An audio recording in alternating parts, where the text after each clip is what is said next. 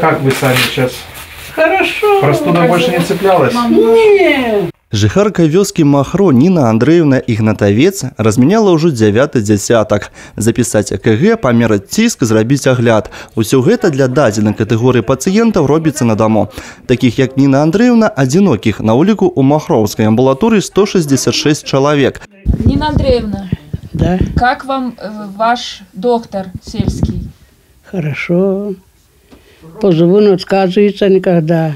И приезжает. Там-то, слава Богу, все отказываются. За працоўны дзень урачу агульнай практыкі даводзіцца прымаць каля 50 пацыентаў, каго на даму, а большасць у амбулаторыі. Талоны тут браць не трэба. Прыём па жывой чарзе і ў залежнасці ад цяжкасці праблемы, з якой жыхары ідуць на прыём. І малыя, і старыя чакаюць дапамогі ад аднаго урача. Плюс работы на одном месте – это то, что с каждым годом все больше знаешь свое население. И фактически те, кто были почти что в пеленочках, они уже заканчивают школу.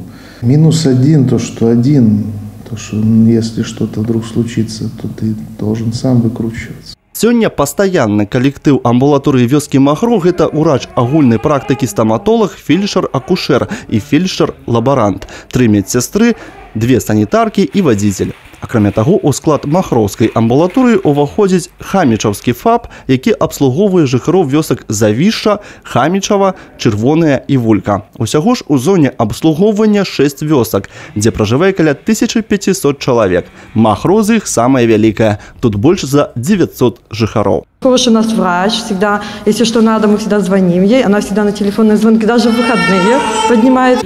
Всегда обращаюсь за помощью к нашему доктору. Слава Богу, всегда не отказывает. Дай Бог ему здоровья, благополучия, семейных благ. Очень всегда он в трудную минуту всегда поможет. За 14 гадоў урачэбнай практыкі Уладзімір Святошчык заслужыў павагу не толькі сярод махроўцаў. Па выніках калектыўнай працы за мінулы год махроўская амбулаторыя стала лепшай сярод урачэбных амбулаторый в обласці. Тетяна Будхусаим, Олег Завадский, Александр Дьяченко, телерадиокомпания «Брест».